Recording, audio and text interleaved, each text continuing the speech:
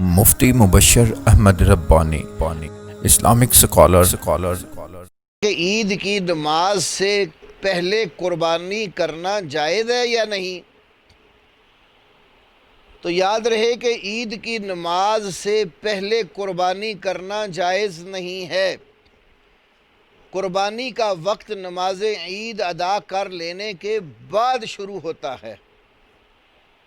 برا ابن عازب رضی اللہ تعالیٰ عنہ کی صحیح بخاری میں 5556 نمبر پر حدیث ہے، نبی کریم صلی اللہ علیہ وسلم یہ صحابی کہتے ضحى خال لی یقال له ابو بردہ قبل الصلاۃ، میرے ایک ماموں جن کو ابو بردہ کہا جاتا تھا، انہوں نے عید کی نماز سے پہلے جانور کی قربانی کر دی۔ فقال له رسول اللہ صلی اللہ علیہ وسلم شاتک شات لحم، تو نبی کریم صلی اللہ علیہ وسلم نے ان سے کہا کہ یہ تیری بکری جو ہے یہ گوشت کی بکری ہے، قربانی کی بکری نہیں ہے۔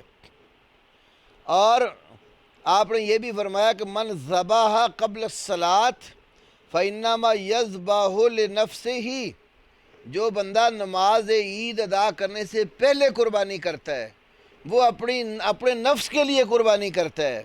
ومن ذبح بعد الصلاۃ فقد تم نسکہ وأصاب سنت المسلمین، جس نے نماز ادا کرنے کے بعد قربانی کی اس کی قربانی پوری اور درست ہے، اور اس نے مسلمانوں کے طریقہ اور سنت کو پا لیا ہے۔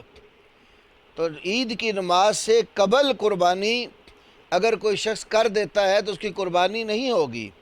ایک اور حدیث واضح حکم ہے، آپ نے فرمایا کہ اس کی جگہ پر کوئی دوسرا جانور اب تم ذبح کرو۔